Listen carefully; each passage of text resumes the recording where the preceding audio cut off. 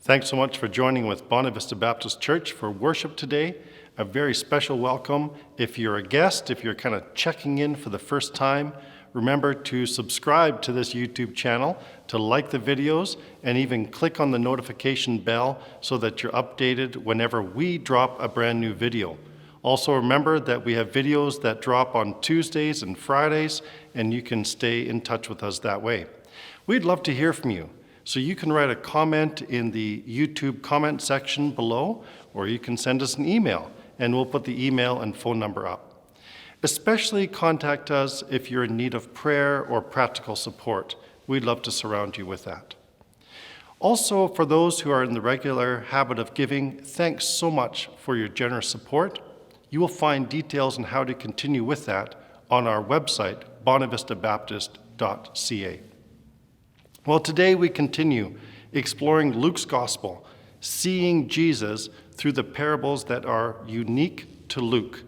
And so let's do that together in a few moments. But first, let's join together in worship.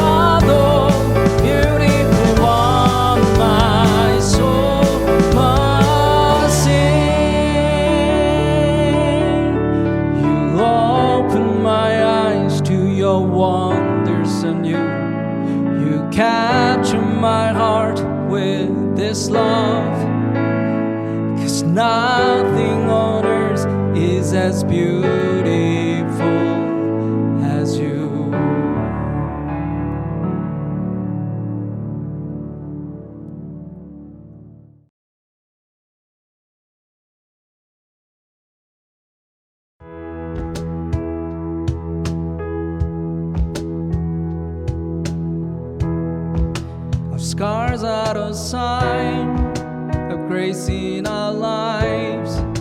And Father, how you brought us through. When deep were the wounds and dark was the night, the promise of your love you proved. Now every battle still to come, let this be our song. It is well with my soul. It is well, it is well with my soul.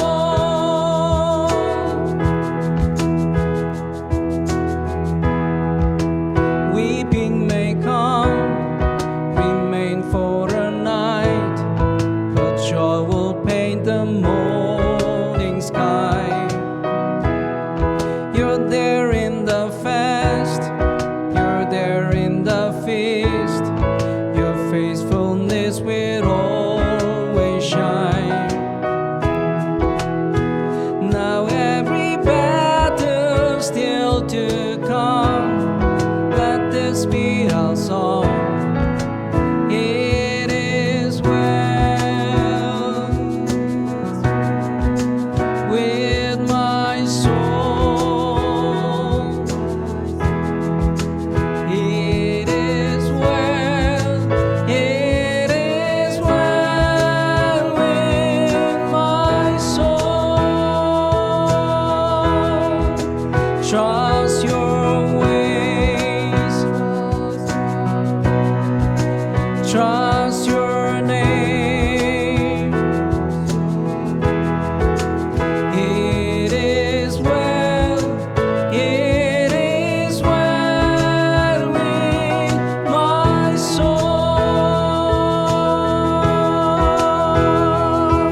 You lead us through battles, you lead us to blessing, and you make us fruitful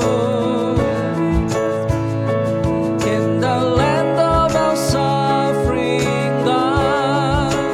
It is well, it is well with my soul.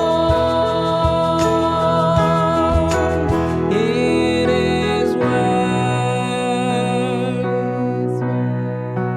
with my soul.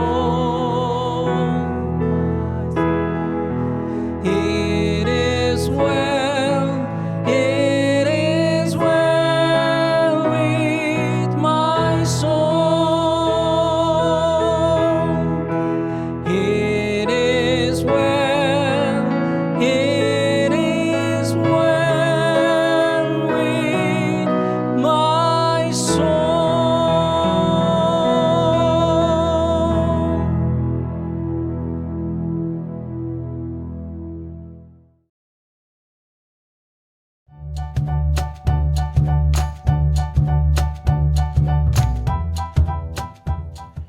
Hey, Bonnie Vista Baptist kids, it's Kira and Pastor Scott back for another episode with you. And we've got a great story to tell you about. But before we do that, Kira has something really important to do. She has to help this little plant move into its brand new home. So Kira, what do we have to do to help this plant? First of all, you got to get it a new home. Then, after you get the home, fill the base with some rocks, and then fill it almost all the way with soil. Once you've done that, your plant is ready to move. Okay, why don't you go ahead and help this little plant move into its new home? So, Kira, what kind of plant is this? It's an aloe vera plant. It's very cute. And have you given your plant a name? Me and my friend Hannah named it Steve. Steve's a good name for a plant. And Kira, can this plant do anything special? It can actually be used to make hand sanitizer. I think we're going to need hand sanitizer after this project. That's awesome. Kira, What is one thing that both of us had to do in order to help this plant today? We had to get our hands dirty. That's right. In order to help, sometimes we have to get our hands dirty. Now, right now, and all the time, we make sure we clean our hands after this. But if we want to help other people, sometimes we have to get involved. We have to get our hands dirty. We've got some great people at our church that don't mind getting their hands dirty if they have to help someone out. I remember hearing the story of Mr. Bob, who was on his way to church, and he was late getting there. And I found out later that he was late because he had to pull over and help someone change a tire. And last week, Mrs. Kathy was so busy going around delivering food to people who needed it. And in order to make the food, she had to get her hands dirty too. Now, they both cleaned up after, but they had to get their hands dirty. Well, Jesus tells a story about a man who was going on a journey. And he was going on a journey from Jerusalem all the way down to Jericho. And while he was going on his journey, unfortunately, some very bad men jumped out, beat him up, and took everything he had and left him for dead on the side of the road. Now, there were other travelers, Jesus said, on that road. 3 other travelers, in fact. But the first 2 saw the man and they went around on the other side. They didn't want to get their hands dirty. But the 3rd traveler did something amazing. Now, if you want to find out what that 3rd traveler did, you're going to have to read the story for yourself, or at least get a parent to read it for you. Kira, where can they find the story? Luke chapter 10, verse 25 to 37. Actually, the Nickerson family are going to read the story right after this, if you want to listen to that. And then after this service is over, get your parents to print off the activity sheets and watch the video together. And then remember to ask your mom or your dad what they learned from the story today. So thanks for joining us today. For now, it's Kira and Scott saying, see you next week.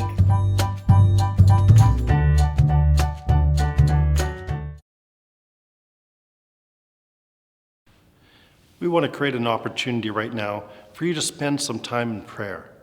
Whether you're on your own or you're with your family, or you can call up a friend later on after the service. But right now, we're just going to put some categories on the screen. This will be an opportunity to reflect and to pray. We are all called to pray together. So let's do that right now.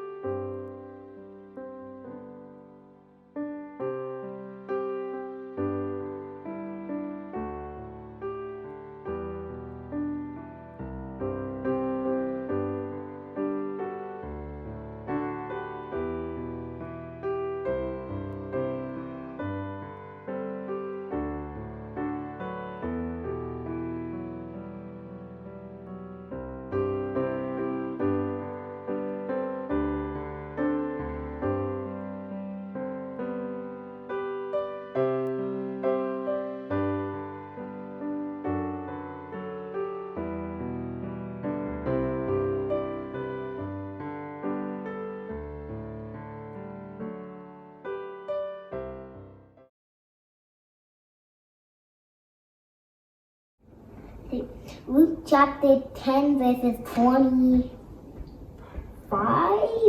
37. to 37. Okay. On one occasion, an expert in the law stood up to test Jesus. Teacher, he asked, what must I do to inherit eternal life? What is written in the law? He replied. How do you read it? He answered, love the Lord your God with all your heart and with all your soul and with all your strength and with all your mind, and love your neighbor as yourself. You have answered correctly, Jesus replied. Do this and you will live. But he wanted to justify himself, so he asked Jesus, and who is my neighbor? In reply, Jesus said, a man was going down from Jerusalem to Jericho when he fell into the hands of robbers. They stripped him of his clothes, beat him, and went away, leaving him half dead. A priest happened to be going down the same road, and when he saw the man, he passed by on the other side. So too, a Levite, when he came to the place and saw him, passed by on the other side. But a Samaritan, as he traveled, came to where the man was. And when he saw him, he took pity on him. He went to him and bandaged his wounds, pouring on oil and wine. Then he put the man on his own donkey, taking him to an inn, and took care of him. The next day he took out 2 silver coins and gave them to the innkeeper. "Look after him," he said, "and when I return, I will reimburse you for any extra expense you may have." Which of these 3 do you think was the neighbor to the man who fell into the hands of robbers? The expert in the law replied, "The one who had mercy on him." Jesus told them, "Go and do likewise."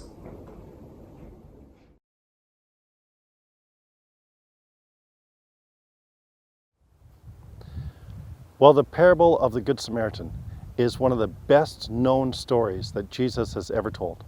Even if you haven't been around the church for a while, you've probably heard of the story or know something about it. This story has been used to inspire hospital movements, has been used to inspire world relief organizations. It's even inspired laws within our country and around the world. We have something called the Good Samaritan Act, and it seeks to protect ordinary citizens who try and help out in emergency situations. Well, the story is so popular that we might forget that it's only found in Luke's Gospel. And the story is so popular that we might actually overlook the underlying challenge that it presents to our very hearts. Well, the story is very typical of Luke. Luke likes to take the outsider and make the outsider the very hero of the story. And the story is very typical for Jesus too, because Jesus uses parables not simply as good illustrations, but he uses them to get past our defenses and get to the very heart of the matter. Well, the setting for the story is a conversation between Jesus and an expert in the law, and it's a public conversation. And it's very obvious right from the beginning that the expert in the law wants to test Jesus and show off a little and maybe even embarrass Jesus in the process. And so he asks Jesus a theological question. Jesus right away shuts him down. And so now the expert in the law is a little bit embarrassed. And so the Bible says, in order to justify himself, in order to show that his question is legit, he actually asks Jesus another question. He says, "So, who is my neighbor?" So in response to that, Jesus tells the story of the Good Samaritan. Now remember, the parable is not just a Bible illustration. It's a kind of verbal weapon. This is Jesus now going on the offensive. He's not just sitting back and taking criticism or taking those who are trying to embarrass him, but now he's going on the offensive with this story. And his goal here is really to expose the hypocrisy and the prejudice that he sees in the religious leaders around him. Well, the story is about a man on a journey from Jerusalem to Jericho. And the journey idea is actually an important motif in Luke's Gospel. We're right in the journey section of Luke's Gospel. It starts in Luke chapter 9 and verse 51, and it goes all the way through to Luke 19 and verse 27. And this is when Jesus steadfastly journeys toward Jerusalem. Now he takes a bit of a circular route around, but that's the point. That's the journey narrative. And in the middle of this journey narrative, we find Jesus telling a story about a man on a journey. Well, the man was going from Jerusalem down to Jericho. When I first moved to Calgary, the very first sermon I think I preached was not at Bonavista Baptist, it was another church. And in the sermon, I must have said something about going up to Edmonton at the end of the week. Well, it's interesting what people fixate on during the sermons, and this one lovely gentleman couldn't wait till my sermon was over so he could come up and tell me that if you're leaving Calgary, you don't go up to Edmonton. In fact, you go down to Edmonton. And I think he was intending to tell me that there's an elevation change. But more than that, I think he was inferring that going to Edmonton was somehow going down in social status. So welcome to Calgary, Scott. Well, in the story that Jesus tells, the journey goes down from Jerusalem to Jericho, and it's much more than just an elevation change. Jerusalem is about 2,400 feet above sea level, and Jericho is about 850 feet below sea level. But it's not just the elevation change that happens here. The setting of the story is that this man is going down, getting himself into trouble. It's a physical descent, but it's also a spiritual descent, and that becomes very obvious in the story. In fact, people very seldom attempted to walk this road on their own. They usually would travel in groups for protection because it was a very, very dangerous journey. And so when Jesus tells a story about this man, I'm sure some people would be tempted to say, well, he brought this on himself. He should have known better. You don't travel that road on your own. This victim got himself into his own trouble. Let him lie there. Leave him alone. He brought this on himself. William Barclay, he says this man had no one but himself to blame for the plight in which he found himself. But also, we learn that we must help a man even when he brings trouble upon himself.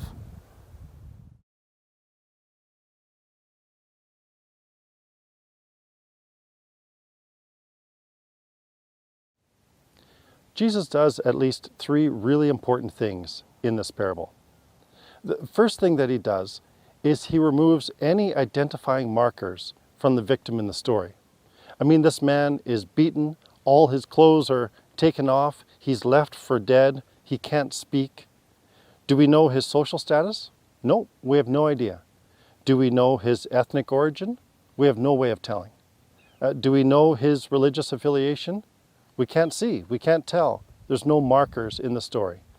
Basically, Jesus is presenting a human being in need. That's the point. Well, the second thing that Jesus does is he makes the Samaritan the hero of the story. We've mentioned this before, but it's worth reflecting again.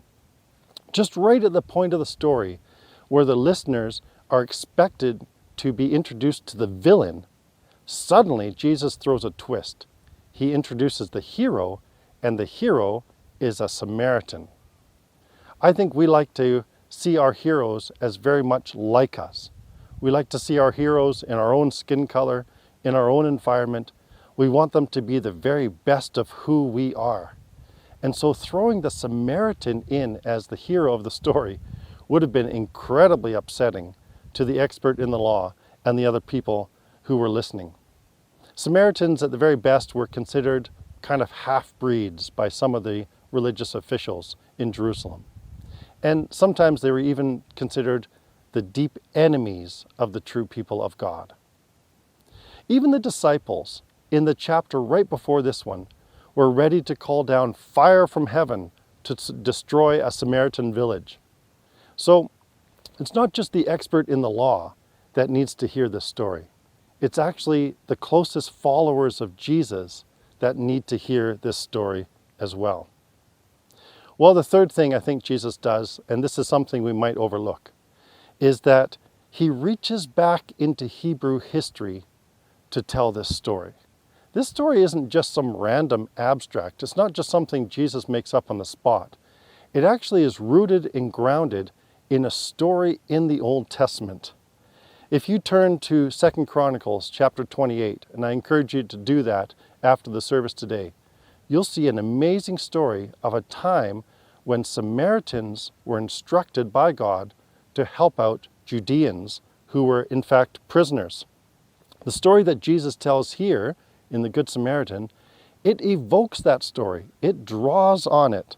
It tells how the prophet Obed convinced the Samaritans to help their Judean captives. Listen to how that is described in 2 Chronicles chapter 28.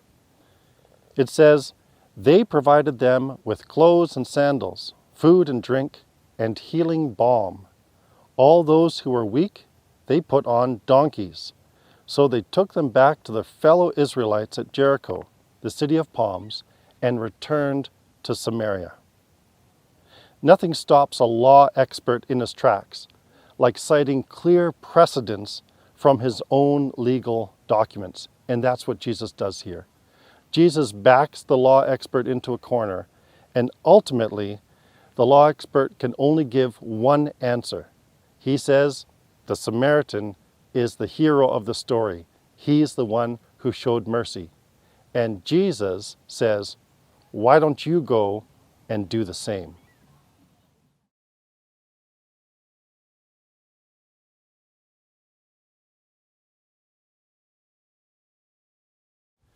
So what's the point of the story for us today? Well, I actually think the application is pretty straightforward.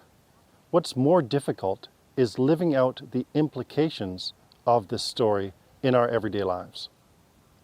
Martin Luther King Jr., just before he was assassinated, he said, however difficult it is to hear, however shocking it is to hear, we've got to face the fact that America is a racist country. Well, it's not just America. It's not as if racism is held south of the border. It's here in Canada too. But it's not just in Canada at large. It's right here in my own heart. Prejudice is among us and within us, and we have to acknowledge it and confront it. And this story helps us to ask the question, how do we treat our neighbor?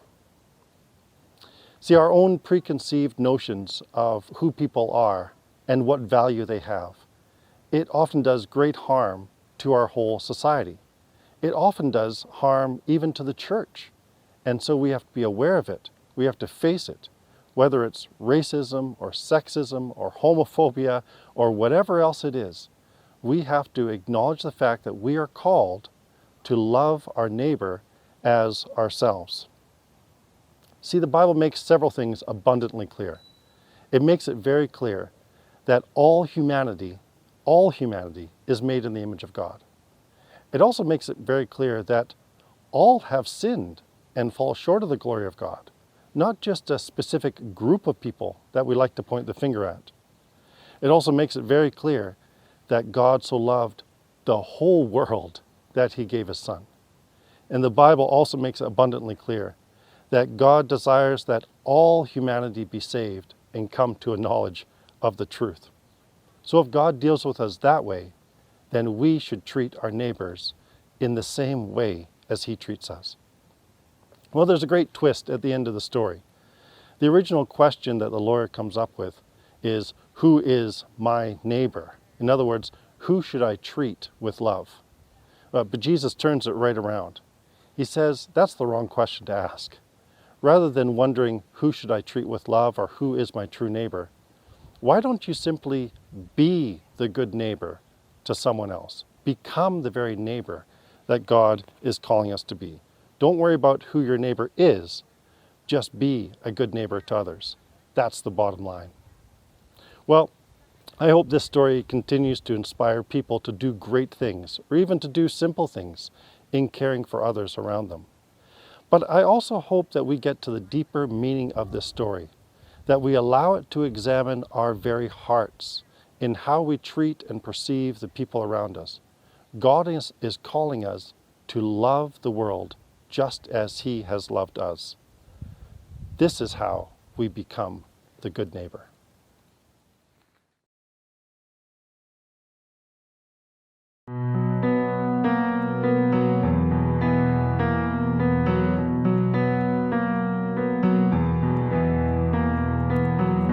You choose the humble and raise them high. You choose the weak and make them strong. You heal our brokenness inside and give us life. The same love that set the captives free, the same love that opened eyes to see is calling us all by name. You are calling us all by name. The same God that spread the heavens wide, the same God that was crucified is calling us all by name.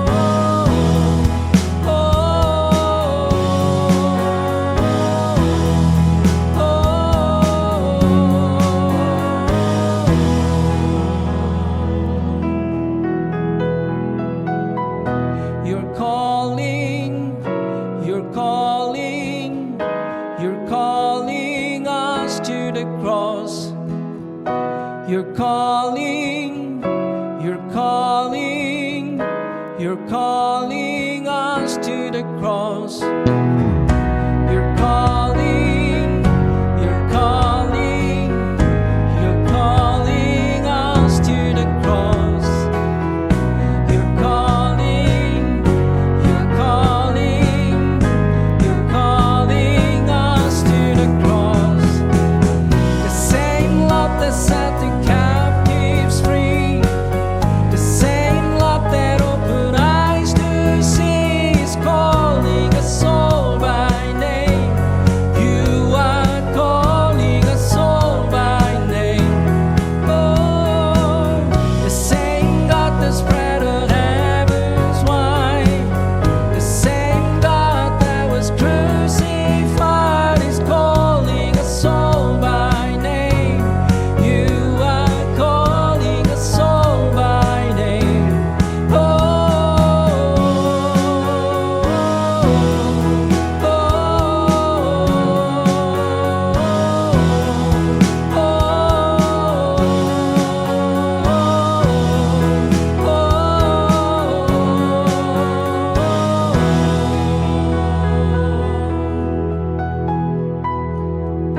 you're calling, you're calling, you're calling us to the cross. You're calling, you're calling, you're calling us to the cross.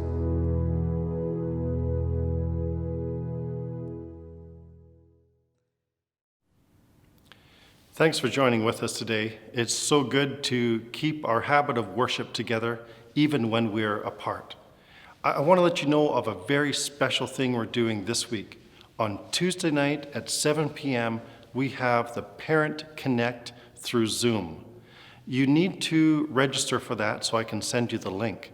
And so parents, if you have kids of any ages that are still at home, we'd love to connect with you, to talk with you, to share support and some ideas. So register on our website on the Parent Connect page, and we'll be in touch on Tuesday at 7 p.m. Well, now may the Lord bless you and keep you. May the Lord cause his face to shine upon you and be gracious to you. May the Lord lift up the light of his countenance upon you and give you peace. Amen.